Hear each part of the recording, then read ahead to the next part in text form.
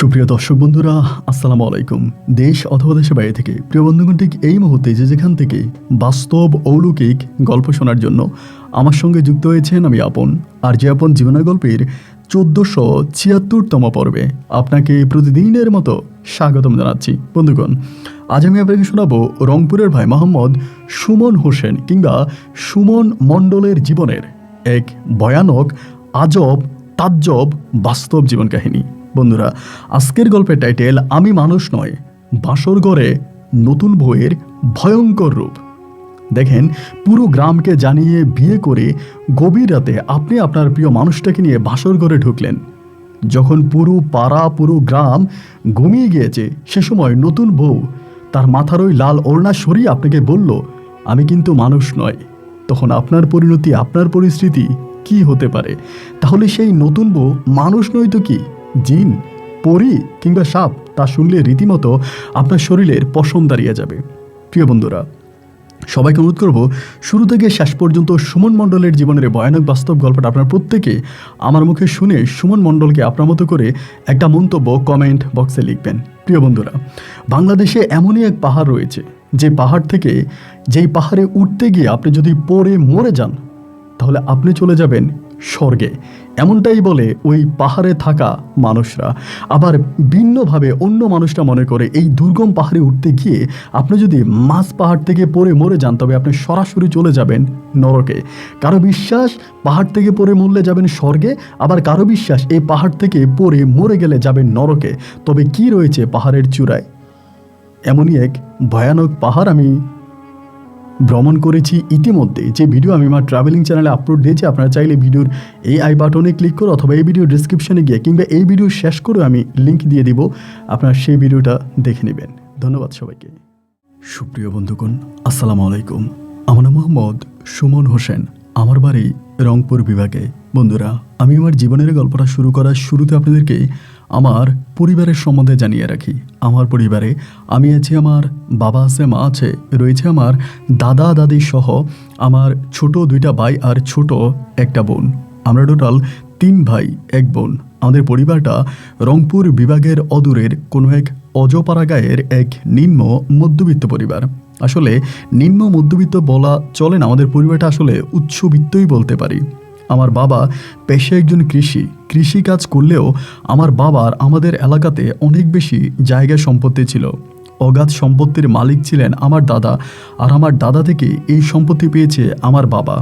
আমার বাবা কিছু জায়গা জমি নিজে চাষাবাদ করে এবং বাকিটা মানুষের কাছে বর্গা দিয়ে যে টাকা উপার্জন করে, তা দিয়ে বেশ ভালোই আমাদের পরিবারটা চলতো। এমন করেই ছোটবেলা থেকে আমি আস্তে আস্তে করে বড় হচ্ছিলাম। আমি ছোটবেলা থেকে প্রচণ্ড মেধাবী একজন ছাত্র ছিলাম, কারণ আমার মা ছিল শিক্ষিত। আমার মা দেখতে খুব বেশি একটা সুন্দর ছিল না, কৃষ্ণবরণ কালো ছিল, তবে কালো থাকলেও না আমার মায়ের পড়াশোনা ছিল। আমার মনে আছে, আমার মা ছোটোবেলায় আমাকে নিয়ে যখন শুইতো, তখন আমাকে সরু সরেয়া ABC আলিফ লাম পড়াতো, এবং মায়ের মুখে রাতের বেলায় ঘুমাতেই না আমি অনেক পড়া পড়ে ফেলি, যা ক্লাস 1-এর বাচ্চারাও পড়তে পারতো না। এরকম করতে করতে আমি মোটামুটি বড় হই। আমি তখন আমাদের এলাকারই একটা স্কুলে পড়াশোনা করতাম। আমার মনে আছে, তখন আমি ক্লাস 3 কিংবা ক্লাস 4-এ পড়ি। ওই বয়সে আমাদের গ্রাম থেকে মোটামুটি খানিকটা দূরের একটা গ্রামে একটা মেলা অনুষ্ঠিত হয়।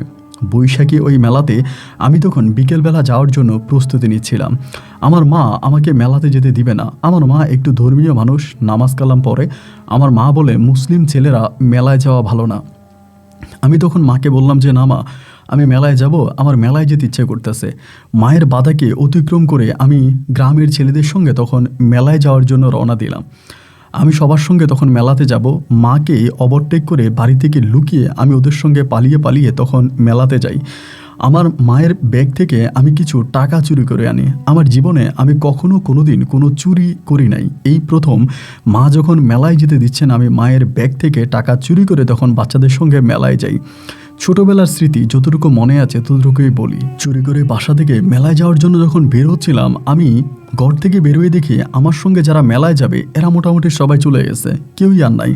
আমি ভাবলাম ওরা সম্ভবত সবাই মেলায় গেছে, আমি যদি যাই তাহলে মেলাতেই তাদের সবাইকে পেয়ে যাব। এরপরে সবার সঙ্গে মেলাতে আনন্দ ফুর্তি করে আমি বাড়ি ফিরে আসব। এই স্বপ্ন নিয়েই আমি তখন মেলার দিকে দৌড়াচ্ছিলাম। এবং মেলাটা ছিল খানিকটা দূরে আমাদের গ্রাম থেকে। একটা হিন্দু পাড়া আছে, মূলত মেলাটা ওখানে হয়। আমি সেই হিন্দু পাড়ার মধ্যে চলে গেলাম। তখন প্রায় মাগরিবের খানিকটা আগ মুহূর্ত হয়ে গেল। চারদিকে আস্তে আস্তে করে একটু একটু করে অন্ধকার ছড়াতে শুরু হলো। মেলায় যাওয়ার পরে আমি তাড়াতাড়ি আমার পছন্দের জিনিসগুলো কিনলাম, এবং কেনার পরেই আমার গ্রামের ছেলেদেরকে তখন খুঁজতেছিলাম আমার গ্রামের কোনো লোক আছে কিনা, আমি ওদের সঙ্গে রাতের বেলায় আমি তাদের সঙ্গে গ্রামে ফিরবো, বাড়ি যাব। তো এখনকার সময় মেলাগুলো তো রাতেও চলে, কিন্তু আমাদের সময় মেলাগুলো মাগরিবের আজানের আগ মুহূর্তে ভেঙে যেত। মাগরিবের আজান বা সন্ধ্যা হওয়ার সাথে সাথে মেলা কিন্তু ভেঙে যেত। এবার দেখলাম যে আমাদের গ্রামে কোনো মানুষ নাই, আমাদের গ্রামের কোনো ছেলেফেলেকে আমি খুঁজে পেলাম না। একটু পরেই মাগরিবের আজান দিবি ছুঁই ছুঁই এমন একটা অবস্থা, আস্তে আস্তে করে অন্ধকার হয়ে যাচ্ছিল। বুকের ভিতরটাও প্রচণ্ড রকমের ভয় কাজ করতেছে, ঠিক বুঝে উঠতে পারতেছিলাম না এই মুহূর্তটাতে আমি কি করব। এবং অনেকক্ষণ ধরে মেলায় ঘোরাফেরা করেও আমাদের গ্রামের কোনো মানুষকে আমি তখন পেলাম না। মেলা থেকে পছন্দের জিনিসগুলো কিনে আমি তখন একাই বুকে সাহস সঞ্চয় করে গ্রামের উদ্দেশ্যে রওনা দিলাম।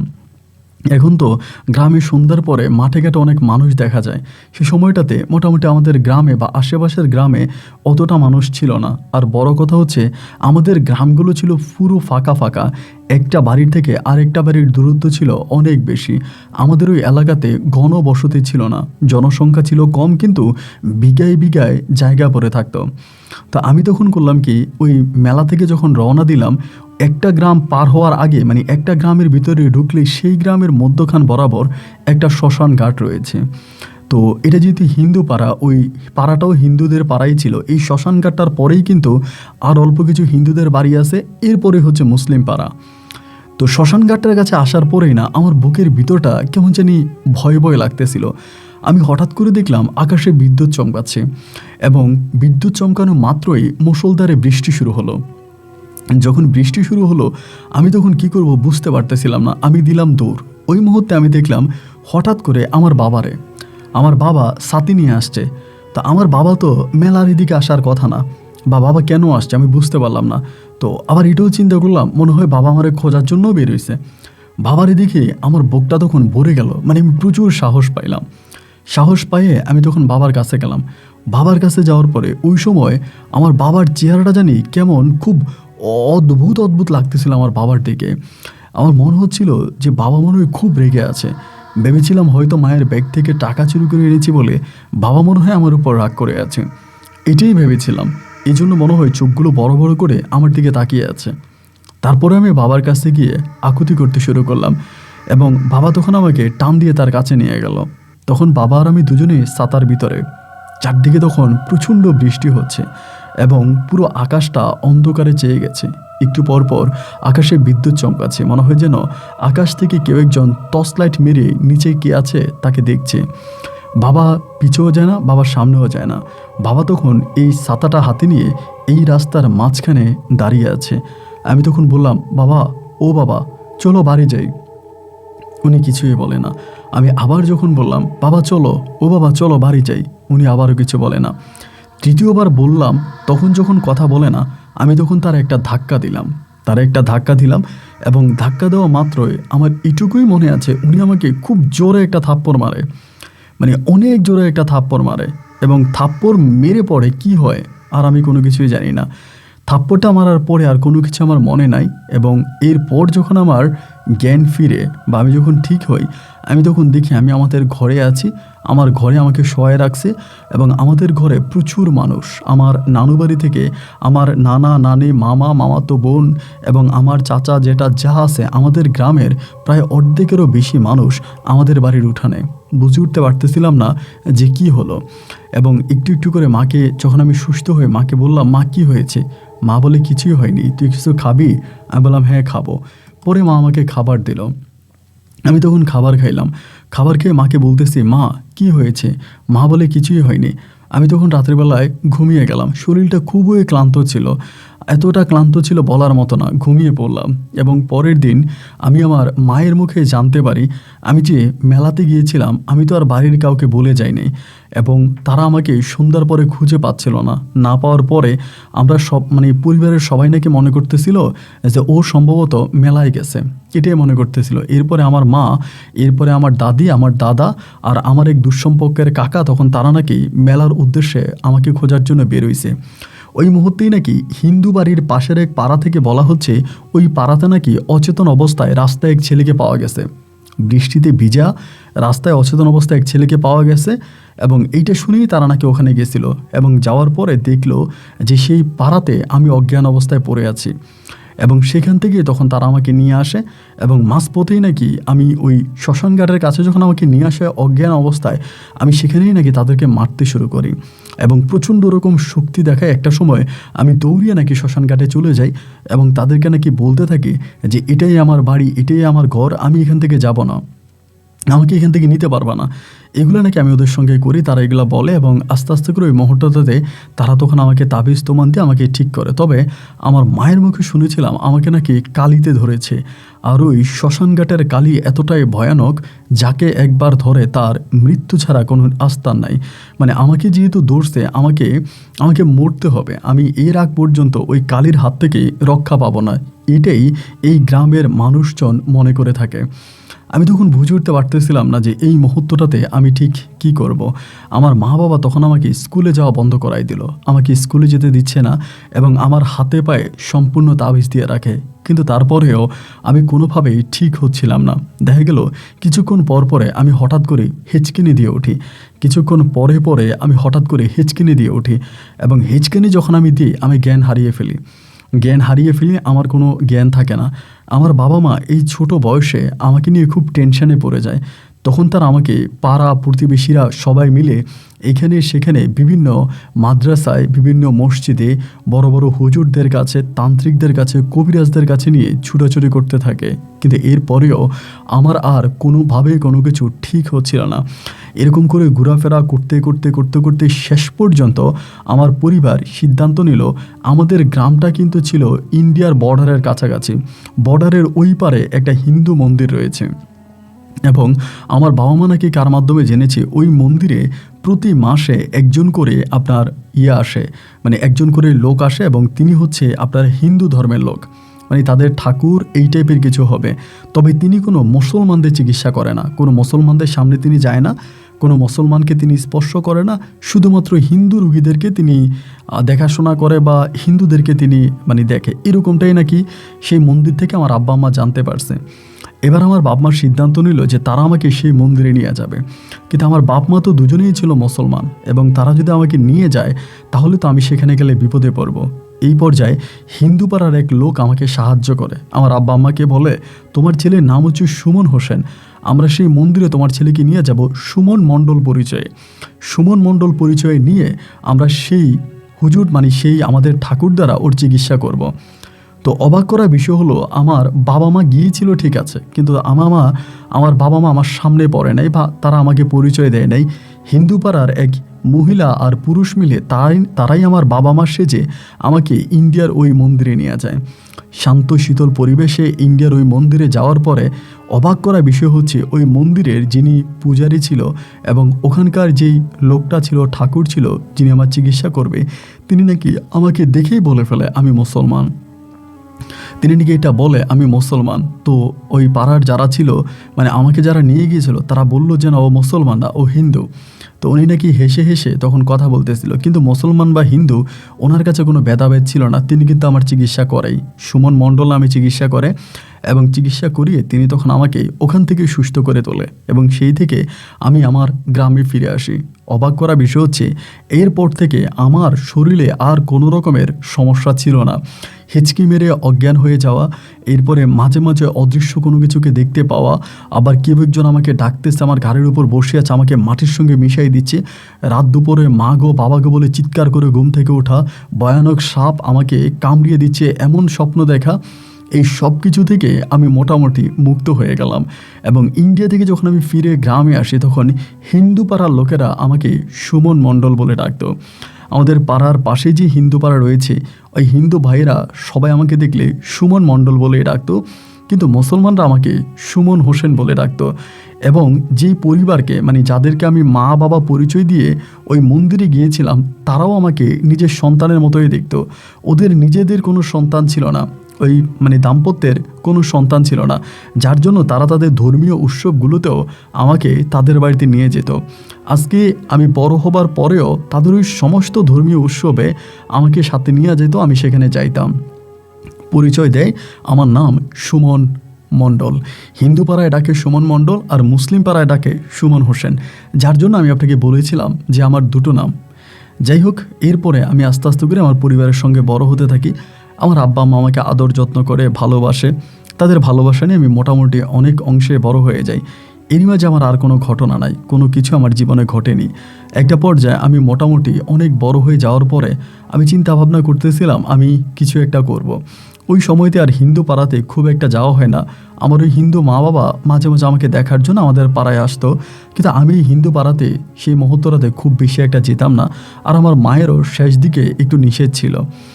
যাই হোক, আমার বয়স তখন আনুমানিক আপনার 18 কি 19 বৎসরের মতো হবে। বাবা মা যদিও বিয়ের জন্য চাপ দিচ্ছিল সেই সময়টাতে, কিন্তু আমি বিয়ে করব না, মানে আমার বিয়ে করতে ইচ্ছে হয় না। আর আমার ঘরে এখনও অবিবাহিত অনেকগুলো বোন রয়েছে, যার কারণে চিন্তা করছি যে আমি এখন আর বিয়ে করব না। তো এরপরে আমি তখন হঠাৎ করে সিদ্ধান্ত নিলাম, আমাদের এলাকাতে মাছ চাষটা অনেক ভালো হইতো। যারা এই মাছ চাষ করে এরা মোটামুটি ভালো টাকা ইনকাম করে। মাছের ফলনটা আমাদের এই এলাকাতে অনেক ভালো হয়, এবং দেখা যায় যে মাছ যদি বড় হয়, ঢাকা থেকে বড় বড় ট্রাকে করে বা মানে আপনার এই রংপুর থেকে মাছ নেওয়া যায়। আমি একটা সিদ্ধান্ত নিলাম যে আমি মাছ চাষ করব। হঠাৎ করে মাথায় মাছ চাষের একটা আইডিয়া চলে আসলো। তো আমার আব্বা বলতেছে যে তো ভালো, কিন্তু মাছ চাষ করতে হলো তো আমাকে মাটি খনন করতে হবে। তা আমি তখন সিদ্ধান্ত নিলাম, আমাদের একটা ধানি জমি আছে, আমি ওই ধানি জমিটা খনন করে ওখানে আমি মাছ চাষ করব। এইরকম একটা পরিকল্পনা করলাম। তো সেই মুহূর্তে আমাদের এলাকায় আমার বাবারই এক ঘনিষ্ঠ বন্ধু, উনি বর্তমান মেম্বার ছিলেন ওই সময়টাতে, এবং ওই মেম্বার কাকা তখন আমারে বলল যে তুই এরকম একটা ধানি জমি যেখানে ধান হয়, এই জমি থেকে মাটি খনন করে এটাতে দিঘি বা পুকুর বানাতে তোর অনেক টাকা খরচ হবে। এর থেকেও বরং আমি তোকে একটা ভালো প্রস্তাব দিই, তুই আমার কথা শোন। ওনারই একটা দিঘি ছিল, অনেক বড় দিঘি। উনি বলে আমার দিঘিটা খালিই পড়ে আছে, আমি এটা তাকে মাছ ফেলতাম, এখন আর মাছ পেলি না।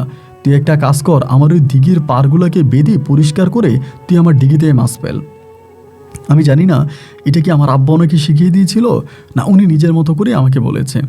তো উনি যখন এটা আমাকে বলল, আমি তখন সিদ্ধান্ত নিলাম যে ঠিকই বলছে, এখানে মাটি খনন করতে অনেক সময় লাগবে, অনেক অর্থ যাবে, এবং দানি জমিটা নষ্ট হবে। তা আমি দানি জমিটা নষ্ট না করি, এখানে মাটি খনন না করেই ওনার যে দিঘিটা আছে আমি দিঘিতেই মাছ ফেলবো। কিন্তু দিঘি নিয়ে রীতিমতো আমি কোনো কিছুই জানতাম না। সবার মুখে যেটা শুনতাম, দিঘিটার মধ্যে অনেক ধরনের ঘটনা আছে। কী ঘটনা তার আমি জানি না, এবং কেন তিনি এই দিঘিতে মাছ ফেলা বন্ধ করে দিয়েছে সেটাও আমি জানি না। তবে দিঘিটা বিশাল বড় একটা দিঘি, এবং এই দিঘি দেখতেও খুবই সুন্দর, চারপাশটাও খুবই বাঁচা উঁচু করা এবং পরিষ্কার পানি আছে। কিন্তু দিঘিতে উনি আগে মাছ ফেলতো, এখন মাছ ফেলে না। তো একটা পর্যায়ে হলো কি, আমি তখন ওনার কথা মতোই দিঘিতে চুন দিলাম, এবং আপনার দিয়ে দিঘির চারপাশটা ঠিকঠাক করলাম, পরিষ্কার করলাম, এবং সেখানে আমি তখন প্রথমবারের মতো মাছের ফোনা ছেড়ে দিলাম। মাছের ফোনা ছেড়ে দিয়ে আমি তখন এটা পরিষ্কার করতেছি, সবসময় দিঘি পাহারা দিচ্ছি, এবং রাত দিন মিলিয়ে আমি দিঘির ওখানে পরিশ্রম করে যাচ্ছি। আমার স্বপ্ন ছিল আমি নিজের উপার্জিত টাকা দিয়ে কিছু একটা করব।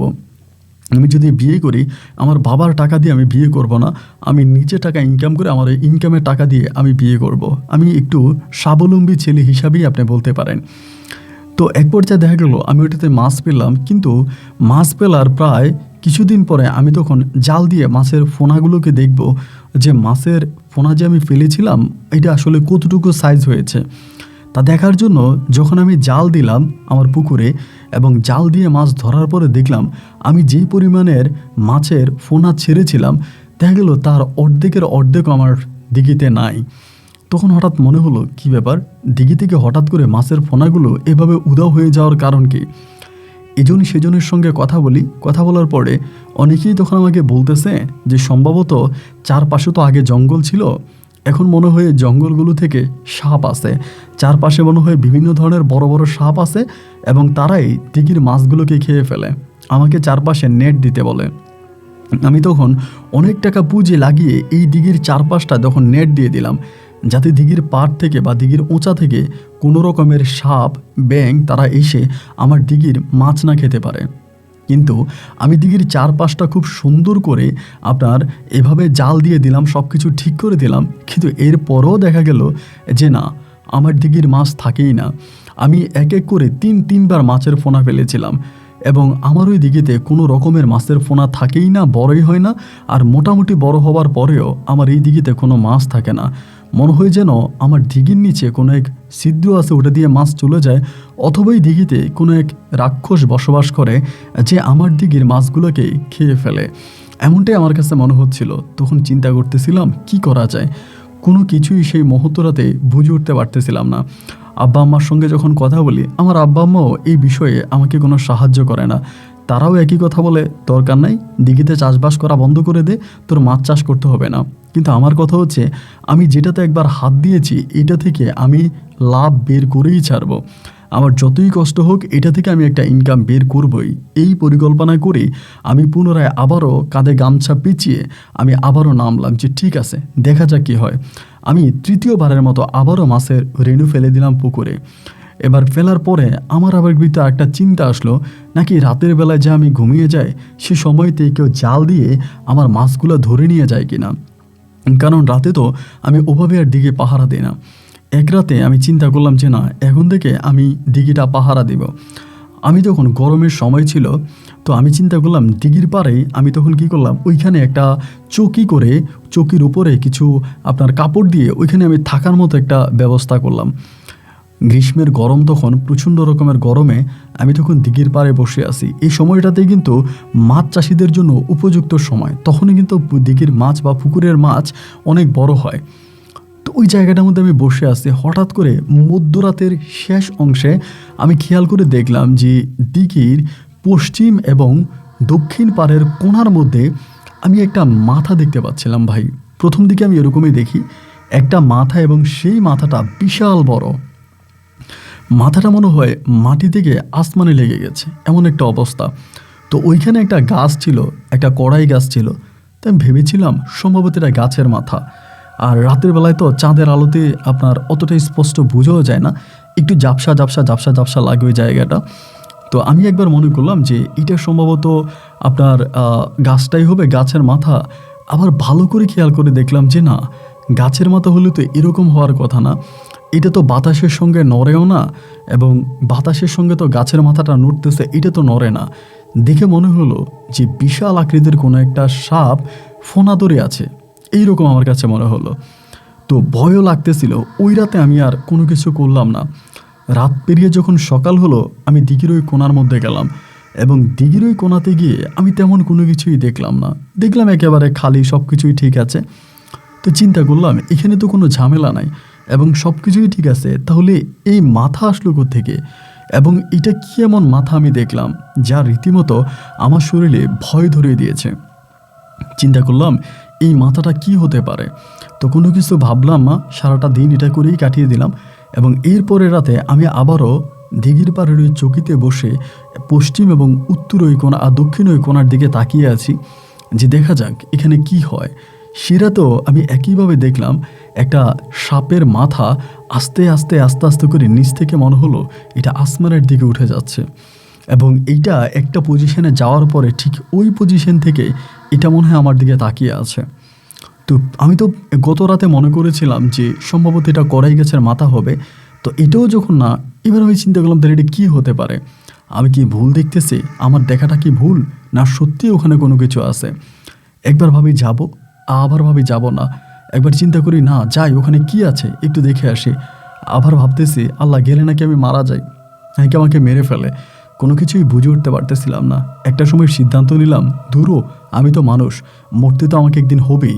দিঘির ওই কোণার ভিতরে সাপের মতো ফোনা ধরে এটা কি তা আমি দেখব। এই চিন্তা করে আমি তখন আস্তে আস্তে করে দিঘির পার হয়ে তখন আমি ওইদিকে যাচ্ছিলাম। চিন্তা ভাবনা একটাই মাথায় ছিল যে কি আছে ওইখানে দেখব। এক এক করে সামনের দিকে যাচ্ছি, আর বুকের ভিতরটা ধুপধুপ ধুপধুপ করে ভয়ে কাঁপতেছিল। ভয়কে জয় করে আমি মোটামুটি দিঘির ওই কোণায় গিয়ে পৌঁছাই।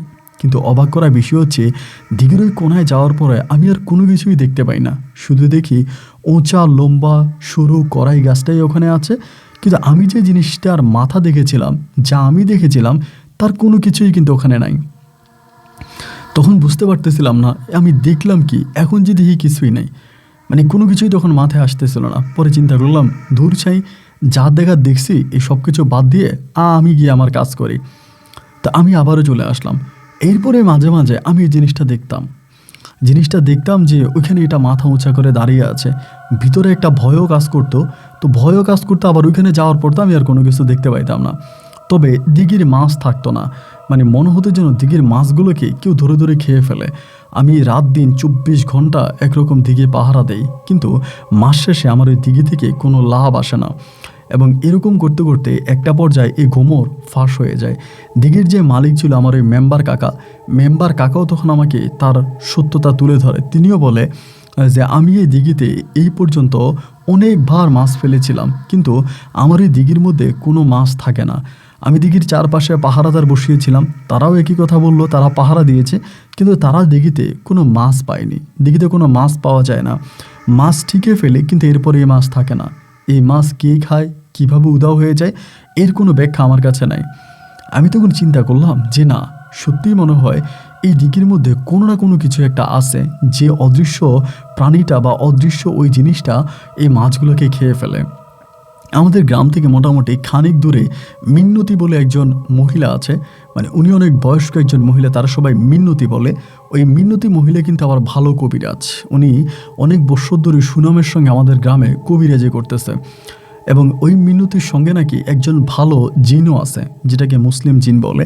একটা মুসলিম জিন আছে ওই মহিলাটার সঙ্গে। তো এরপরে আমি একদিন মহিলার কাছে গেছিলাম, যাওয়ার পরে আমি তিনাকে বিস্তারিত খুলে বলার পরে তিনি আমাকে বলল, তুমি যে দিঘিটার কথা বলতেছ, এই দিঘিটা তো মূলত ভালো না, দিঘিটা খারাপ। এবং এই দিঘি সম্বন্ধে আগেরও অনেক কথা প্রচলিত আছে যে ওই দিঘিতে 7 মাথার এক সাপ আছে। তো ঠিক আছে, যেহেতু তুমি এরকম কিছু দেখেছো, আমি তোমাকে একটা জিনিস দিচ্ছি, আমি তোমাকে 4টা তাবিজ দিতেছি। এই 4টা তাবিজ তুমি যে জায়গাটাতে দেখো, ওই মাথাটা তুমি যে জায়গাটাতে দেখো, সেই জায়গাটার 4 কোণায়, মানে তোমার যতটুকু ধারণা, যে জায়গায় তুমি দেখো ওই জায়গায় তুমি ঠিক পরন্ত দুপুরে যখন দেখবা যে সূর্য একেবারে মাথার উপরে আছে, ওই সময়টাতে তুমি সেই জায়গার মানে 4 কোণার মধ্যে এই 4টা তাবিজ পুঁতে দিবা, একাই তুমি দিবা। এবং তাবিজগুলো পোতার সময় তুমি এই দোয়াটা পড়বা। এগুলো বলে মহিলা, মানে মিন্নতি মহিলা, তখন আমাকে তাবিজগুলো দিল। সে রাতে আমি আর দিঘিতে গেলাম না, আমি বাড়িতেই ঘুমাইলাম। এর পরের দিন আপনার একদম পরন্ত দুপুরে আমি তখন ওইখানে গেছি, এবং যাওয়ার পরে ওই যে গাছটা ওখানে ছিল, যে গাছের সঙ্গে আমি দেখতাম যে সাপের ওই মাথাটাকে ওই গাছের 4 কোণায় আমি তখন এই 4টা তাবিজ পুঁতে দিয়ে চলে আসি। তো তাবিজটা পুঁতে আমি তখন চলে আসি। আসার পরে ওই মুহূর্তটাতে তখন আমি করলাম কি, এই তাবিজ পুঁতে আমি তখন দিনের বেলায় চলে আসি, খাওয়া দাওয়া করে বাড়িতে থাকি। রাতের বেলায় আমি আবারও ওই চৌকিতে বসে আমার দিঘি পাহারা দিচ্ছিলাম। এবং আজকে রাতটা আমার জন্য খুব স্পেশাল একটা রাত, কারণ আজকে তো আমি তাবিজ পুঁতেছি। ওই মহিলার কথা ছিল যে এটা যদি সত্যিই কোনো কিছু হয়ে থাকে তাহলে চলে যাবে বা সে জায়গায় বন্দি হয়ে যাবে, এমনটাই কিন্তু ওই মহিলা বলেছিল। ওই মিনতি মহিলার সঙ্গে আমি আর কোনো কথা না বলে তাবিজগুলো পুঁতে রাখলাম, এবং রাখার পরে আস্তে আস্তে করে রাত পেরোতে শুরু হলো। সে রাতে আমি আর কোনো সাপের মাথা দেখতে পাচ্ছি না ওই কড়াই গাছের মাথায়, আমি কোনো সাপের মাথাও দেখতে পাচ্ছি না। এবং দেখলাম যে মোটামুটি প্রচণ্ড রকমের বাতাস, সব কিছুই ঠিক আছে, কোনো কিছু দেখি না। রাতের ঠিক শেষ অংশে ফজরের আজান দিবে এইরকম একটা মুহূর্তে আমার ভিতর তখন জানি কেন মনে হলো যে আমি দিঘির ওই কোণাটা থেকে একটু ঘুরে আসি। আমি তো ওখানে তাবিজ পুঁতেছিলাম, তো আমি দেখি না ওই জায়গাটা একটু ঘুরে আসি। শরীরটা তখন চমচম করতেছিল, একবার ভাবছি যাব, আবার ভাবছি যাব না। হঠাৎ করে সিদ্ধান্ত নিলাম যে না, ফজরে আজান দেখ, আমি আজানের পরেই যাব। তো তখন পর্যন্ত কিন্তু আমি চৌকির উপরে বসে আছি। একটা সময় আল্লাহ আকবার বলে হুজুর আজান দিল। হুজুরের আজানটা শেষ হওয়ার পরেও আমি যাচ্ছি না, একটু একটু করে তখন আলো ফুটতেছিল। যখনই সকালের আলোটা মোটামুটি ফুটলো, ওই মুহূর্তে আমি তখন কড়াই গাছের গোড়ায় গেলাম। কড়াই গাছের নিচে যাওয়ার পরে আমি এক দৃশ্য দেখলাম, এক জিনিস দেখলাম, যা দেখে আমি অবাক হয়ে গেলাম। আমি দেখলাম ওই গাছের নিচের মধ্যে এক বিশাল আকৃতির সাপ মরে পড়ে আছে, এবং এই সাপ দেখে আমি খুব ভয় পেয়ে গেছিলাম। এবং দেখলাম যে আমি প্রথমে ভেবেছিলাম যে এটা সম্ভবত জীবিত, পরে ভালো করে খেয়াল করে দেখি যে এই সাপটা মৃত একটা সাপ। তো যখন দেখলাম মৃত সাপ, আমি ভেবেছিলাম যে সাপটা যেহেতু মারাই গেছে, কোনো না কোনোভাবে তো মারা গেছে, আমি সাপটাকে এই কড়াই গাছের নিচেই ওখানে গর্ত করে দাফন করে ফেলবো। এই কথা ভেবে আমি তখন কোদালের জন্য আসলাম। আমার ওই চোখের নিচে কোদাল ছিল, ওই কোদাল নিয়ে কড়াই গাছের ঠিক নিচে আমি তখন একটা গর্ত করলাম। একটা বড় গর্ত করে ওই সাপটাকে আমি তখন ওই গর্তের মধ্যে দিয়ে উপর থেকে মাটি দিয়ে দিলাম। উপর থেকে মাটি দিয়ে আমি আমার মতো করে বাড়িতে চলে গেছি। খাওয়া দাওয়া করলাম, ঘুমালাম, কিন্তু সে রাতে আমার খুব জ্বর হলো। এত জ্বর হয়েছে যা বলার মতো না। 2 দিন পর্যন্ত আমি আর দিঘির পাড়ে আসতে পারি নাই। দিঘিতে কি হয়েছে না হয়েছে এর কোনো কিছু আমি জানি না। 2 দিন পরে একদিন রাতের বেলায় আমি সিদ্ধান্ত নিলাম আমি দিঘিতে যাব। আমার মা আমাকে বারবার মানা করতেছিল যে যাওয়ার প্রয়োজন নাই, তো শরীর ভালো না। এরপরেও জ্বরে আক্রান্ত শরীর নিয়ে আমি তখন দিঘির পাড়ে আসছি। এটা ছিল দিঘির পাড়ে আমার 3য় রাত, মানে তাবিজ পোতার পরের 3য় রাত। এবার দিঘির পাড়ে আসার পরে আমি দিঘির পাড়ে আইসা আমার যে চৌকি ছিল ওই চৌকির উপরে বসে আছি। রাতের বেলায় আমি তখন চারপাশটাতে একটু হাঁটবো, দিঘির চারপাশটাতে হাঁটবো। ভালোই চাঁদের আলো ছিল, চারপাশটায় মোটামুটি ভালোই চাঁদের আলো। এই করতে করতে আমি যখন দিঘির ওই কড়াই গাছ বরাবর গেলাম এবং কড়াই গাছের নিচে যাওয়ার পরে আমি হঠাৎ এক দৃশ্য দেখলাম এইটা যে দিঘির পাড়ের এই কোণার মধ্যে একটা মেয়ে শুয়ে আছে। মেয়েটা মোটামুটি যুবতী মনে হবে, এইরকম একটা মেয়ে শুয়ে আছে, যার শরীরের মধ্যে অনেক ময়লা পোশাকের মধ্যে মাটি কাদা লেগে আছে, খুব ময়লা পোশাক। তো প্রথমে আমি ভেবেছি এটাকে সম্ভবত কেউ মেরে দিঘির পাড়ে ফেলে দিয়ে গেছে। আবার এই দিঘিটার এই পাশেই আপনার রাস্তা আছে, মানে গাড়ির রাস্তা, বড় রোড, ঢাকা রংপুরের রাস্তা। তো ওই রাস্তার পাশেই যেহেতু দিঘিটা, আমি ভেবেছিলাম এমনও হতে পারে যে সেখানে সম্ভবত আপনার রাতের বেলায় ডাকাতি হয়, এরকম অনেক কথা শুনেছিলাম। ভেবেছিলাম হয়তো ডাকাতির সময় কাউকে মেরে, কোনো মেয়েকে মেরে হয়তো আমার দিঘির পাড়ে ফেলে দিয়ে গেছে। আবার এটাও ভাবতেছি আমি তো সারা রাতই সজাগ, যদি কোনো ডাকাত দলেরা কোনো মেয়ের এখানে ফেলে যেত তাহলে তো আমি দেখতে পেতাম, কিন্তু আমি তো আর এটা দেখলাম না। তখন ভিতরটাতে মোটামুটি অনেকটা ভয়ও কাজ করতে শুরু করলো, মানে আমি একটু ভয়ও পেয়ে গেছি। এবং ভয় পেয়ে আমি আস্তে আস্তে করে তখন এই দিঘির মানে মেয়েটার কাছে গেলাম, এবং যাওয়ার পরে দেখলাম যে এই অজ্ঞান অবস্থায় শুয়ে আছে, মানে ওই জায়গাটার মধ্যে শুয়ে আছে। তো ভেবেছিলাম কি করা যায়, একে তো রাতের বেলায়, তার উপরে আশেপাশেও কোনো মানুষ নাই, মেয়েটা কি জীবিত নাকি তাও জানি না। আমি তখন তারে কাঁধে নিলাম।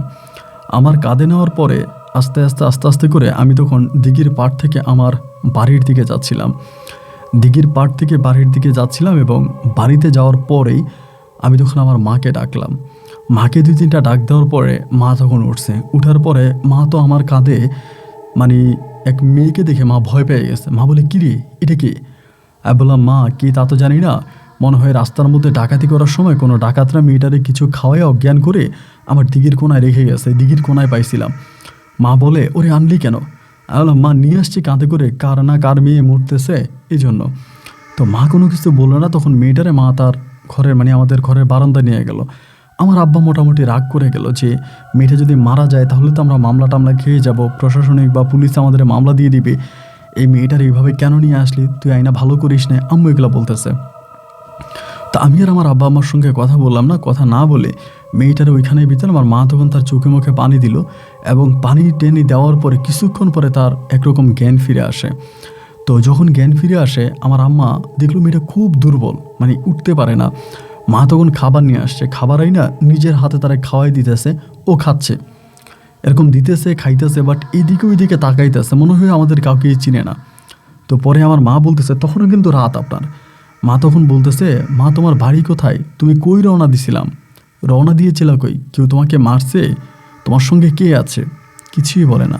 ও মনে হয় যেন আমাদের ভাষাই বুঝে না, আমরা যে কথা বলি আমাদের কোনো ভাষাই মনে হয় বুঝতে পারে না। আমার মা তখন আবারও জিজ্ঞেস করতেছে যে, মা তুমি কোত্থেকে আসছো, তোমার ঠিকানা কি, তুমি বলো। ও কোনো কিছুই বলে না, মানে কিছুই বলে না, শুধু আমাদের দিকে তাকায় আসে। আমার মার দিয়ে কতক্ষণ তাকায়, আমার আব্বার দিয়ে কতক্ষণ তাকায়, এরকমভাবে এক একবার এক এক দিকে তাকায় থাকে, মানে কিছুই বলে না। গায়ের পোশাকগুলো খুব ময়লা। আমার মা তখন কী করলো, মানে বুঝতে পারতেছিল না, সকাল হয়ে যাবে। পরে মা তখন তারা ঘরে নিয়ে গেল। ঘরে নিয়ে যাওয়ার পরে তারা শোয়াই দিল, সকাল হলো। এবং সকাল হওয়ার পরে আমিও তখন জিজ্ঞেস করি যে মা, এই মেয়ে কি কথা বলছিলা? মা বলে, মেয়ে তো মনে হয় কানেও শোনে না আর কথাও বলতে পারে না, আমার তো এমন মনে হয়। আমার তো মনে হয় যে মেয়েটা কোনো প্রতিবন্ধী হবে। তখন আমরা ভেবেছিলাম যে হয়তো কোনো প্রতিবন্ধী হবে, বাপ মায় সম্ভবত খাওয়াইতে পারে না, চালাইতে পারে না, এই জন্য মনে হয় ওখানে রেখে চলে গেছে। তখনও কোনো কিছু বুঝতে পারলাম না, এই মেয়েটাকে আমাদের বাড়িতে রেখে দিলাম। এভাবে 1 দিন 2 দিন 3 দিন করে দিনগুলো পার হইতেছে এবং আস্তে আস্তে করে আমাদের গ্রামে এই কথাটা রটে যাচ্ছে। গ্রামের এই প্রান্ত থেকে ওই প্রান্ত পর্যন্ত মোটামুটি সবাই তখন জেনে গেছে যে এই গ্রামে এরকম একটা মেয়েকে পাওয়া গেছে, যে মেয়েটা মোটামুটি কথাও বলতে পারে না বা আপনার কানেও শোনে না। তো অনেকেই তারা দেখতে আসে, মানে অনেকেই তারা দেখতে আসে, বাট তার কোনো পরিচয় বা পরিচিতি কেউই বলতে পারে না। এমন করে তখন দিন আর রাতগুলো পার হইতেছে, আম্মার ভিতরেও ভয় কাজ করে, আমরাও তখন মোটামুটি ভয়ে আছি, কি হচ্ছে না হচ্ছে তার কোনো কিছুই বুঝতে পারি না। এই করতে করতে আপনার প্রায় 1 থেকে 1.5 মাসের মতো মেয়েটা আমাদের গ্রামে ছিল। 1 থেকে 1.5 মাস পরে হঠাৎ করে একদিন আমাদের বাজারে একটা গাড়ি করে কিছু লোক আসছিল। এসে তারা বলতেছে, আপনাদের গ্রামে নাকি একটা অচেনা মেয়েকে পাওয়া গেছে। মেয়েটার কোন গ্রামে পাওয়া গেছে? আমাদের গ্রামের লোকজনদেরকে জিজ্ঞেস করে ওই বাজারে। তো গ্রামের লোকজন তখন আমাদের বাড়ির দিকে নিয়ে আসে। ওই সময় বাড়ির সামনে আমি কিছু সবজির জমি লাগাইছিলাম, ওইটাতে কাজ করতেছিলাম। তারা এসে যখন বলল, আমি বললাম যে হ্যাঁ, আমাদের গ্রামে পাওয়া গেছে, আমার দিঘির পাড়ে পাওয়া গেছে। তখন তারা আসছে, আসার পরে তারা মেয়েরে দেখে চিনে গেছে। তারা বলতেছে এটা তাদের মেয়ে, তারা বলতেছে তাদের মেয়ে। পরে আমরা বললাম যে আপনাদের মেয়ে যদি হয় তা কিভাবে কি? তো তারা বললো যে মেয়েটার সঙ্গে নাকি একটা জিন আছে, জিন না পরি আছে বললো। তাই জিন পরি কী আছে, মেয়েটারে কয়েকদিন পর পরে নিয়ে যায়। এটা সত্যি যে মেয়ের শরীরে আমরা অনেক তাবিজও দেখতে পেয়েছিলাম। তো বলে যে মেয়েটারা কয়েকদিন পরপরই নিয়ে যায়, একবার নিয়ে নাকি চট্টগ্রামে অনেক দিন রেখেছে, তাও তারা কীভাবে মানে কবিরাজ করে এখান থেকে খুঁজে বের করছে, মানে একবার এই জেলায় ওই জেলায় মেয়েটাকে নিয়ে যায় এবং নিয়ে গিয়ে অচেতন করে বোবা করে ওরকমভাবে মেয়েটারা ওখানে রেখে দেয়। তো এই তো আর আমরা তো আর বুঝতে পারি না। তখন তারা তাদের মেয়ে দাবি করলো, তাদের এলাকার চেয়ারম্যান বা লোকজন সবাই আসলো, আমাদের এলাকার লোকেরাও বসলো, বৈশাখ সবাই সমন্বয়ে তারা তখন মেয়েটাকে নিয়ে যাবে। ওই পর্যন্ত কিন্তু মেয়েরা যখন জিজ্ঞেস করে যে এটা তোমার বাবা, এটা তোমার মা, মেয়ে কিন্তু কিছুই বলে না, মানে সে কোনো কিছুই বলতে পারে না। তো এখান থেকে তারা নিয়ে গেল, সে জায়গা থেকে তখন তারা নিয়ে গেছে। তো নিয়ে যাওয়ার পরে আমার মা যেহেতু 1-1.5 মাস মেয়েটারে রাখছে, তো মায়ের তো একটা মায়া আছে। আমার মা মাঝে মাঝে মেয়েটারে দেখতে যাইতো, আবার মেয়ের পরিবারও মাঝে মাঝে আমাদের পরিবারে আসতো। এইরকম করে ভাই কয়েকটা মাস কেটে গেল। কয়েকটা মাস কেটে যাওয়ার পরে আমার মা ওই মেয়েটা তখন আস্তে আস্তে কথা বলতে পারতো, মানে কথা বলে, বাট অত বেশি কথা বলে না, মানে কেমন জানি একটু অন্যরকম। মেয়ের পরিবার কিন্তু অনেক ভালো, তাদের অনেক সয় সম্পত্তি, টাকা পয়সা আছে এবং হিসাব করতে গেলে আমাদের তুলনায় মেয়ের পরিবারটা অনেক বড় লোক, মানে সবাই অনেক বড় লোক।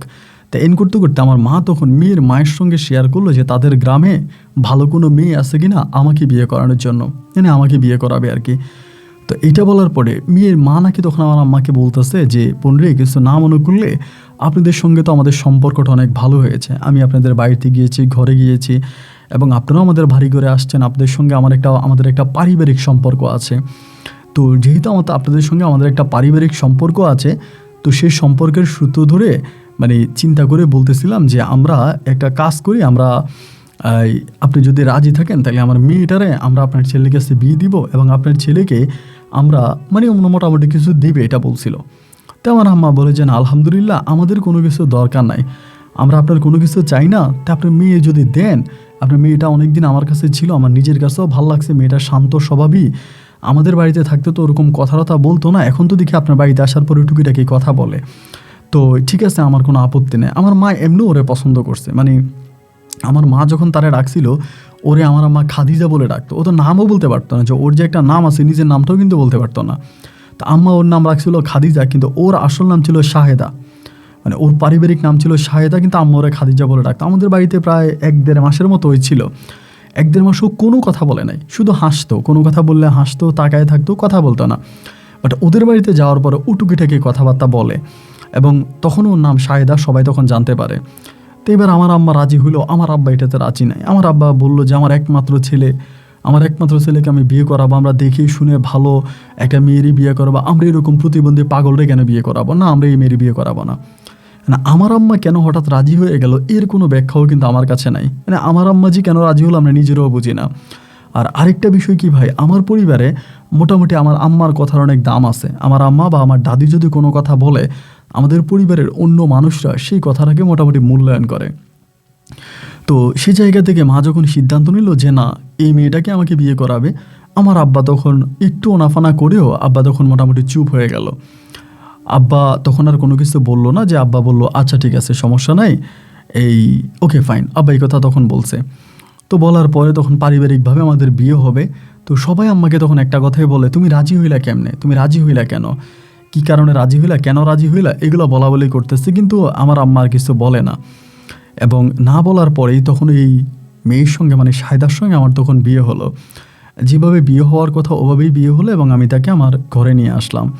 তো সেই রাতটা আমার জীবনে খুব ভয়ানক একটা রাত ছিল, যে রাতের ব্যাখ্যা আমি আপনাকে দিয়ে শেষ করতে পারবো না। ওরে আমি আমার ঘরে নিয়ে আসি, ঘরে আনার পরে ওরে সুন্দর করে আমার বাসর হবে, বা সেদিন জানি সে একটু অন্যরকম ছিল, তার কথাবার্তা সব কিছুই কেমন জানি একটু ভয়ানক ভয়ানক অবস্থা ছিল। তো রাতের বেলায় তো সারাদিন বিয়ে শাদের কাজে ব্যস্ত ছিলাম। রাত্রে যখন আসছি বাসর ঘরে, মোটামুটি আমার বোনেরা ফুল দিয়ে সুন্দর করে বাসর ঘর সাজাইছে, বাসর ঘরে বসাইছে, আমি আসছি। তো নর্মালি একটা বাসর ঘরে যখন স্বামী ঢুকে, তখন তো তার স্ত্রী স্বামীর পা ধরে সালাম করে বা স্বামীর সঙ্গে কথা বলে বা কিছু একটা, বাট ওর কোনো রেসপন্স নেই। আমি বাসর ঘরে ঢুকলাম, ও দেখেছি চুপচাপ বসে আছে। আমি যে একটা মানুষ বাসর ঘরে আসলাম, ও আমার সঙ্গে কোনো কথাই বলে না। তো যখন কোনো কথা বলে না, আমিও মোটামুটি কোনো কথা বললাম না। কথা না বলার পরে ওর মুখের ঘোমটাটা তখন সরিয়ে দিলাম। মুখের ঘোমটা সরিয়ে দিয়ে আমি বলছি, কি তোমার কি ক্লান্ত লাগতেছে, ঘুমাবা? ওই কিছু বলে না, খালি হাসে। হাসার পরে আমি বললাম, কি ব্যাপার, কি বললাম, তুমি কি ঘুমাবা? ওই তখন আমাকে বলতেছে, না আমি ঘুমাবো না, আমার কি কোনো ঘুম আছে নাকি? আমি বললাম, ওমা এইটা কি কথা বলো, তোমার কোনো ঘুম আছে নাকি, তা তুমি ঘুমাবা না? বলে, না আমার কোনো ঘুম নাই। তাই আমি বললাম, কেন তোমার কোনো ঘুম নাই কেন? ও যখন আমার দিকে তাকিয়ে বলে, আমি তো মানুষই না, আমার ঘুম আর কি? তুমি মানুষ না, এটা কি কথা বলতেছো আমাকে? বলে, হ্যাঁ আমি কি মানুষ নাকি? তাই আমি বললাম, তুমি মানুষ না? বলে, না আমি মানুষ না। আমি মানুষ না তো তুমি কি? কিছু বলে না। যে তুমি মানুষ না হলে তুমি কি? আর কিছু বলে না, আবারও হাসে। এবং মোটামুটি ভিতরে একটা ভয় ঢুকে গেল, যেহেতু ওর আগ থেকে একটা সমস্যা আছে, এটা ওর পরিবারও জানে, আমরাও জানি, এবং যিনি শুনি যেভাবে হোক আমার আম্মা বিয়ে করাইছে বা যেভাবে হোক আমি ওকে পাইছি। এখন ও বলতেছে ও মানুষ না। তো আমি চিন্তা করছি, যাই হোক যেটাই হোক, হয়তো ওর ব্রেনে একটু সমস্যা আছে, এই জন্য মনে এরকমভাবে বলে, ঠিক হয়ে যাবে। যখনই আমি শরীর স্পর্শ করতে গেছি, ও আমার কাছ থেকে সরে যাচ্ছে, দূরে সরে যাচ্ছে। আজ কী ব্যাপার শাহেদা, তুমি আমার কাছ থেকে দূরে সরে যাচ্ছ কেন, কি হয়েছে? আমাকে একই কথা বলে, আমি কি মানুষ? আমি তো মানুষ না, আপনি আমাকে ধরতে আসছেন কেন? আমি বললাম, শাহেদি তুমি কি বলতেছো, আমি তোমাকে ধরবো না, আমি তোমাকে বিয়ে করছি, আমাদের বিয়ে হইলো, আমি তোমার স্বামী, তো স্বামীও তার স্ত্রীকে ধরবো না বাসর করে? ও বলে, না আপনার সঙ্গে আমার বিয়ে হয় নাই, আর আমি তো মানুষ না, মানুষের সঙ্গে আমার বিয়ে হবে কেন? আমি তখন বাসর ঘর থেকে বেরোলাম, বেরোয় আমার মারে ডাক দিলাম। মারে ডাক দিয়ে বলছে, মা ওই ধরনের কথা বলে। আমার মা আর আমার দাদি তখন আমার সঙ্গে আসছে, আবার ওদের বাড়ি থেকে ওর আরেকটা দাদি আসছে, ওই দাদিটা সহ আসছে। আসার পরে ওইখানে চুপচাপ বসে আছে। তো আমার মা বলে, কী হয়েছে তোমার? ও বলে, কিছু হয় নাই তো। তাই বললাম, তুমি না বললা তুমি মানুষ না? ও বলে, কে বলছে আমি মানুষ না? আপনার সঙ্গে তো আমার কথাই হয় না, আপনি কি বাসর ঘরে আসছিলেন? আর এত মানুষ নিয়ে এই ঘরে কেন আসছেন? মানে আমি যে একটু আগে এই ঘরে ঢুকলাম, ওর সঙ্গে কথা বললাম, ও যে বললো মানুষ না, এই সমস্ত কোনো কিছুই নাকি ওর মনে নেই। তো আমার আব্বা আম্মা তখন আবার বেরিয়ে গেল, দাদি বেরিয়ে গেল, আমি ঘরের দরজা আবার আটকাইলাম। আটকানোর পরে একইভাবে সে কথা বলে, মানে কথা এখন বলে এখনও চেঞ্জ হয়ে যায়। তো কোনো কিছু বুঝতে পারি না। বুঝতে না পারার পরে তো আমরা বললাম যে আচ্ছা ঠিক আছে, যা হবার হয়েছে, আমি রাতটা তখন কাটাই দিলাম কোনো রকম। সকালবেলা তার পরিবার থেকে লোকজন আসলো এবং লোকজন এসে ইয়েটা করে তাকে নিয়ে গেছে। এর পরের দিন আমি আবার আমার লোকজন নিয়ে তারা আবার আমার বাড়িতে নিয়ে আসছে। আমার বাড়িতে নিয়ে আসার পরে সে কথাবার্তা কোনোটাই ঠিকঠাক বলে না, সব উল্টাপাল্টা বলে। ওর বাবা মা বলতেছে যে ওর সঙ্গে যেহেতু একটা খারাপ কিছু ছিল, ওইটা তো ওর শরীর থেকে চলে গেছে, কিন্তু ওর ধকলটা রয়ে গেছে, ওর শরীরে যে একটা ধকল আছে ওই ধকলটা রয়ে গেছে, তো এইটা কাটতে কিছুদিন সময় লাগবে, তুমি একটা কাজ করে তুমি ওর সঙ্গে থাকো, ঠিক হয়ে যাবে। তো এই করে করে তখন আমি ওর সঙ্গে থাকি। এবার এভাবে ধরেন, ও তো নতুন বউ, একটা নতুন বউ তো আসলে ঘরের বাইরে ওভাবে যায় না, কারণ ঘরের বাইরে তো নতুন বউরা যায় না। ও করে কি, গোসল করার জন্য আমার ওই দিঘিতে, যেই দিঘিতে আমি মাছ চাষ করতাম এবং যেই দিঘির কোনায় আমি ওকে পাইছি, ও ওই দিঘিতে গোসল করতে চলে যায়, জামা কাপড় নিয়ে ওই দিঘিতে গোসল করে। তা আমার মা তখন বলে, গ্রামের মানুষ কি বলবে, নতুন বউ দিঘিতে গোসল করতে যায়। আমি তখন তারে বললাম যে শাহিদা, তুমি ওই দিঘিতে গোসল করো কেন? আমার বাড়িতে টিপকল আছে, হয় টিপকলে গোসল করো, আর না হলে তুমি আমাদের পাশেই পুকুর আছে, ওই পুকুরে গিয়ে গোসল করো। তুমি এত দূরে যাইয়া ওই দিঘিতে গোসল করো কেন? এই দিঘিতে তুমি গোসল করতে যাইতে পারবা না। ও আমারে বলে কি, দিঘির পানি আমার মিষ্টি লাগে। আমারে বলে দিঘির পানি আমার মিষ্টি লাগে। তো ও আসলে কারো কথা শোনে না, মানে যেই মেয়ে কোনো কথাই বলতো না, কারো দিকে তাকাইতেও না, ও এখন ভাই চটপট চটপট করে মাঝে মাঝে কিছু কথা বলে, যেগুলো আসলে শুনলে রীতিমতো সবারই মানে ভয় ঢুকে যাবে। তো তারপরেও আমরা চিন্তা করতেছি যে না, ও হোক, ঠিক হয়ে যাবে, বা ওর পরিবারের সঙ্গে কথাবার্তা বললাম, তা আস্তে আস্তে হয়তো ভালো হবে। তো এরকম করতে করতে ও প্রতিদিন দুপুরবেলায় দিঘিতে গোসল করতে যায়। যতই মানা করি, যতই নিষেধ করি, যতই কিছু করি না, ও কারো কোনো কথা শোনে না, কারো কোনো কথা মানে না, ওই দিঘিতে ওই গোসল করবে। ওর বাবা মা পর্যন্ত মানা করে যে তুই নতুন বউ, এই দিঘিতে গোসল করতে যাস কেন? তো সবাই খারাপ বলে, ওই দিঘিতে তুই গোসল করতে যাইস না। তো এই অবস্থার মধ্যে ভাই একদিন হলো কি, আমি নিজের চোখে দেখছি, এটা যদি অন্য কেউ বলতো তাহলে হয়তো আমি কখনোই বিশ্বাস করতাম না। একদিনও দিঘিতে গোসল করতে গেল দুপুরবেলা, ওই সময় কিন্তু আমি দিঘিতে আর মাছ টাছ পেলিও না, দিঘি ওই খালিই পড়ে আছে, কেউই মাছ পেলে না, দিঘি পুরাই খালি। তো দুপুরবেলা ও যখন দিঘিতে গোসল করছিল, আমি ওই দিঘির পাড়ে আমাদের একটা জমি আছে, ওই জমিতে কাজ করতেছিলাম। দুপুরে আমি তখন হাত পা ধোয়ার জন্য দিঘির পানিতে যাব, এমতপর যে আমি দেখলাম যে ও গোসল করতেছে। ভালো করে খেয়াল করে দেখলাম কি, ও কি জানি খাচ্ছে, দিঘির পাড়ে বসে বসে কি জানি খাইতেছে। তো চিন্তা করলাম, দিঘির পাড়ে বসে বসে কি খায়। এবার আমি আস্তে আস্তে করে পিছন থেকে ওই দিঘির পাড়ের দিকে আসতেছি, দিঘির পাড়ের দিকে আসতেছি, যেখানে বসে আসছে ওইখানে। ওখানে আসার পরে ভাই দেখলাম কি জানেন, ও কি জানি খাচ্ছে, মোচর মোচর মোচর মোচর করে খাইতেছে। আমি আরেকটু পিছন থেকে ভালো করে খেয়াল করে দেখলাম কি, ও সম্পূর্ণ কাঁচা মাছ খাইতেছে। দিঘিতে যে কাঁচা মাছ আছে না, এই কাঁচা মাছগুলো নিয়ে মচমচ মচমচ মচমচ করে কাঁচা মাছ খাচ্ছে। তো এটা নর্মালি দেখার পরে একটা মানুষ, স্বাভাবিক মানুষ কিন্তু এইভাবে কাঁচা মাছ খেতে পারে না। এবং একটা না, মানে শুধু নিচ্ছে আর খাইতেছে। আর এই মাছগুলো কীভাবে আনছে আমি সেটাও জানি না, মাছগুলো লাফাইতেছে। এতগুলো মাছ ওর পক্ষে এই দিঘিতে ধরা কোনোভাবেই সম্ভব না। এবার আমি যখন কথা বললাম, এই তুমি কি করো? আর বলে খাবার খাই, এভাবে খাবার খাই। তখন আমি বুঝছি যে ওর সঙ্গে কিছু একটা জিনিস মনে হয় জমে গেছে। এই সময়টা ধরতে গেলাম, একটা লাথি মারছে আমাকে। ওইটা একটা লাথি মারছে, আমি তখন পড়ে গেছি। পড়ে যাওয়ার পরে আমি তখন তারে আবারও জড়াই ধরছি, দিঘিতে চলে যায়, দিঘিতে ডুব দিয়ে দেবে, দিঘিতে চলে যায়। আমি গিয়ে জড়াই ধরছি, জড়াই ধরে যখন চিৎকার দিছি, আশেপাশে আপনার তো জমিতে মানুষজন কাজ করে দুপুরবেলা, তারাও মোটামুটি সবাই দৌড়ে আসছে। আইসা সবাই মিলে ওরে ধরছে, ধৈর্যা সবাই মিলে টানা হেঁচড়া, কিন্তু নতুন বউ একরকম, তখনও টানা হেঁচড়া করে কোনো রকম বাড়িতে আনছে। বাড়িতে আনার পরে আমি বললাম যে মা, এমন এমন ঘটনা আমি নিজের চোখে দেখলাম, ও মাছ ধরে ধরে খাইতেছে। তখন আমার মা বলে, মাও নাকি দেখছে ও আমাদের কাঁচা ডিম খেয়ে ফেলছে। মানে ঘরের মধ্যে যে হাঁসি মুরগির ডিম পারে না, ওই কাঁচা ডিম নাকি ও খাইছে, মা বলে সেটাও দেখছে। মা কিন্তু আমার বলে না, মা বলে আমি তোর কাছে বলি নাই, তোরে বললে তো তুই আবার মানে এই এমনিই তো ওর সঙ্গে এই আছে সে আছে বলে কথাবার্তা হইতেছে, তো এখন তুই আবার বলতেছিস যে ওই যদি আবার কিছু একটা হয়ে যায়, এই জন্য আমি বলি নাই। তা ওই দিন তারা ওইখানে রেখে তার বাপ মায়েরও খবর দেওয়া হয়েছে। তারাও রাত্র প্রায় 12টা কি 12:30 বাজছে, তারা আসতে আসতে তারাও গাড়ি নিয়ে আসছে। ওর আব্বা আম্মা কিন্তু মোটামুটি অনেক বড়, তাদের অনেক টাকা পয়সা আছে।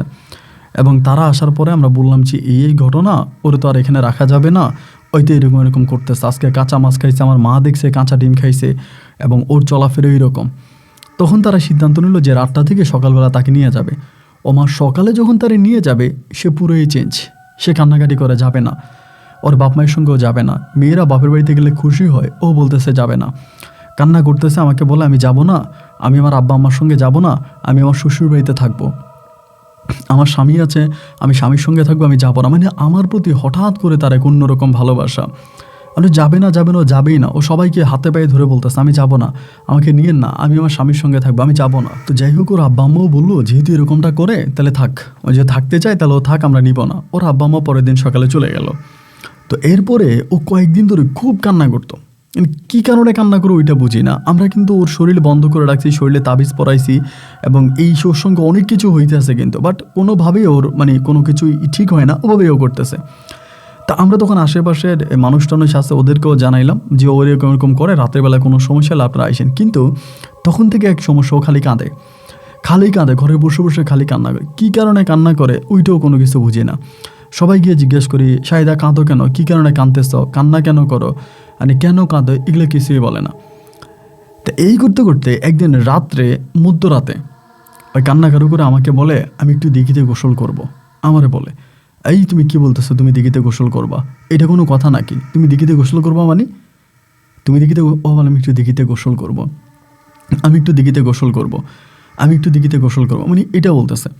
তো এবার আমি বলতেছি, কি বলো তুমি দিঘিতে গোসল করবা, তুমি কি পাগল হয়ে গেলা নাকি, না তুমি যাইতে পারবা না। আমি ওকে যাইতে দেই নাই। যাইতে না দেওয়ার পরে ও আর আমি তো একসঙ্গে শুয়ে আছি, এরকম অবস্থা। তো এই দিঘিতে গোসল করতে আমাকে যাইতে দিবা না। তো আমি রাতে তো ঘুমিয়ে গেছি, রাতে ঘুমিয়ে গেছি, সকালবেলা আমার যখন ঘুম ভাঙছে ভাই, আমি দেখি যে ও নাই, মানে আমার পাশে নাই। না থাকার পরে আমি মারে জিজ্ঞেস করলাম যে মা, এই শাহিদা কি আসছে? মা বলে কই না তো। আমি যে মা, ও তো উঠে চলে গেছে। আরে কই গেছে? আমার মা বলে কই গেছে, আমরা কেমনে কমো, আমি তো দেখি নাই। তখন আমি চিন্তা করলাম যে গেল কই। তখন আমার হঠাৎ মনে পড়ছে, আরে ও তো বলছিল রাত্রেবেলা দিঘিতে গোসল করবে, নাকি দিঘিতে চলে গেছে। তো ঘরে দেখলাম জামা কাপড়ও সব আছে, জামা কাপড়ও কিছু নেয় নাই। আমি তখন মায়ের সঙ্গে কথাবার্তা বলে দিঘির পাড়ের দিকে গেলাম। কিন্তু দিঘির পাড়ের দিকে যাওয়ার পরে, দিঘির পাড়ে যাওয়ার পরে আমি দিঘির পাড়টা ঘুরতে গিয়ে ওই যে আপনার একটা গাছ ছিল, যে গাছের কথা আমি আপনাকে বলেছিলাম, করাই গাছ, এই করাই গাছের নিচ দিয়ে কিন্তু আবার দিঘিতে নামা যাইতো। ওইখানে একটা মানে ওই দিকে একটা নামার মতো জায়গা ছিল, জমি জমাতে যারা কাজ করতো ওরা এই কোনাটা দিয়ে দিঘিতে নামে গোসল টোসল করতো, হাত পা ধুইতো। এই কোনার মধ্যে গিয়ে দেখি যে ওর পায়ের স্যান্ডেলগুলো ওইখানে, মানে পাড়ের উপরে পায়ের স্যান্ডেলগুলো পড়ে আছে। পায়ের স্যান্ডেলগুলো দেখে আমি তো একটু বিস্মিত হয়ে গেলাম, কী ব্যাপার, এখানে পায়ের স্যান্ডেল পড়ে আছে, তাইলে ও কই? তো ও তো পুষ্করণীতে কেউ নেই, মানে আপনার ওই দিঘির পানি নড়াচড়াও না, দিঘিতে কেউ নাই। তো এবার আমি এইভাবে অনেকক্ষণ দাঁড়াই থেকে বাড়িতে আসছি। বাড়িতে এসে আমার আব্বা আম্মারে বললাম যে এমন এমন ঘটনা, এই দিঘির পানি তো মানে দিঘির পাড়ে ওর জুতা পরে আছে, ও তো মনে হয় দিঘিতে নেমে গেছে। না, আমার আব্বা আম্মা তখন দৌড়ে আসলো এবং আইসা মোটামুটি আরও কয়েকজন এসে তারা তখন লাফ দিয়ে দিঘিতে নামলো। সবাই মনে করলো যে অসম্ভবত দিঘিতে নেমছে বা নামার পরও এরকম কিছু একটা হয়েছে। তো যেহেতু সকাল থেকে শুরু করে দুপুর পর্যন্ত আমরা দিঘিতে ডুব সাঁতার দিয়ে নিজেদের মতো করে খুঁজলাম, তো দিঘিতে আর ওরা পাওয়া গেল না। এরপরে আমরা ওই যে ডুবুরি নিয়ে আসছিলাম, তখন উপজেলা থেকে ডুবুরি নিয়ে আসে, ডুবুরি এসে ডুবুরিও ডুব সাঁতার দিচ্ছে।